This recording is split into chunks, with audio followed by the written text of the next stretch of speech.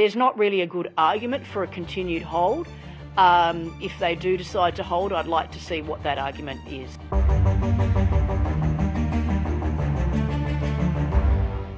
Does the Reserve Bank have all the information it needs to cut the cash rate? We think so, Kirsten. It's been a little frustrating that each meeting it's coming down to the quarterly CPI as that final piece of the puzzle. You ordinarily shouldn't expect monetary policy to hang on one number, but in this event, the numbers came in pretty much as the Reserve Bank would have been hoping and as it was forecasting, a little bit lower than what the market was expecting. And so, yes, inflation is well inside its 2 to 3% target range, and everything we're seeing shows it's likely to stay there.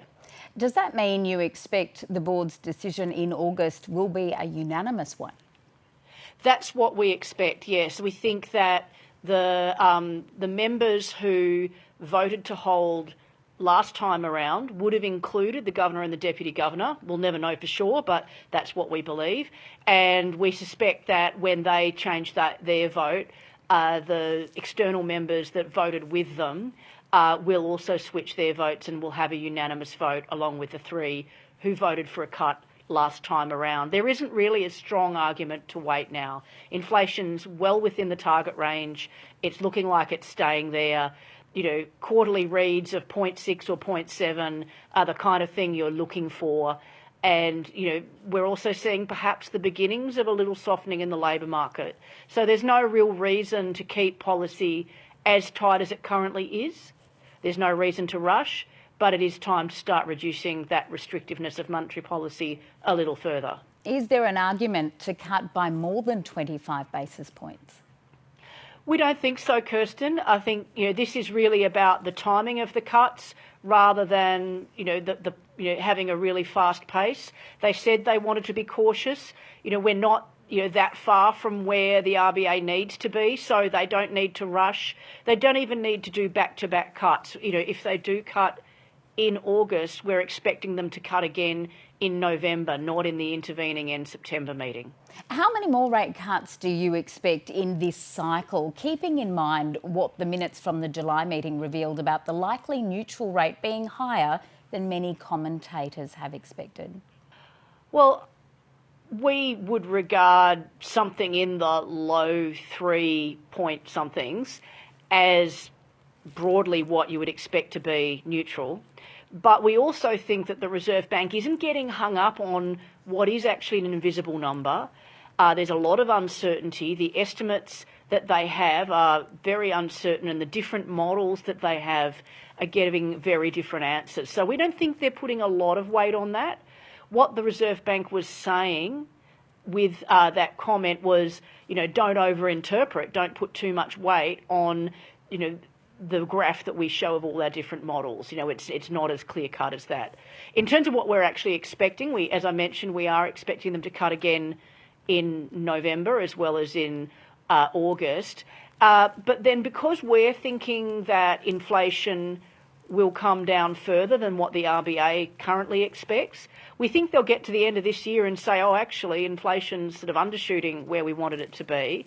And so we think there's 2 more rate cuts after that, assuming our forecasts for inflation are what turns out to be the actual outcome. You've said that you think the RBA is undershooting. Are there risks if the RBA is misjudging its rate calls, risks for the economy? Look, we think this is small differences at the margin. It's just that their May forecasts had their favoured measure of underlying inflation, that's trimmed mean inflation, flat as a pancake at 2.6% a year for the entire period that they were forecasting. And we just think it's going to land somewhere in the low 2s through next year, just based on our own analysis for the underlying data.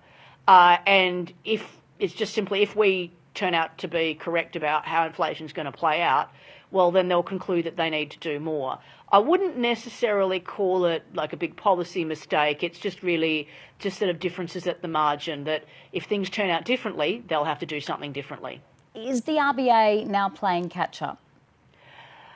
I think there was pretty line ball decision about whether to go in July or August. We thought they had plenty of reason to go already in July. They didn't really learn that much more from today's numbers. It was really confirmation of what, they already had 2/3 of the information in today's number.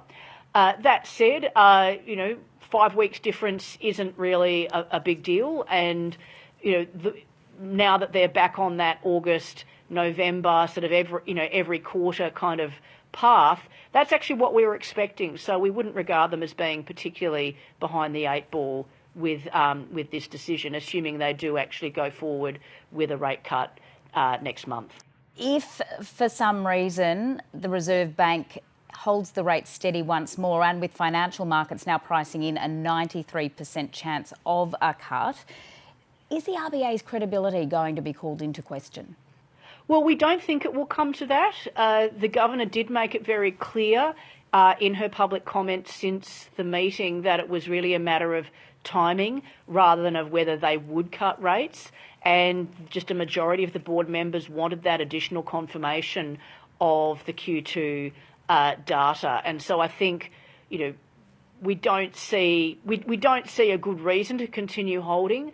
Policy is still somewhat restrictive. Inflation is quite clearly at target and likely to stay there.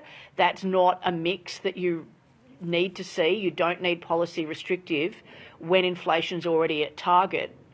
And in fact, because policy operates on the economy with a lag, you actually kind of need to already be there. So there's not really a good argument for a continued hold.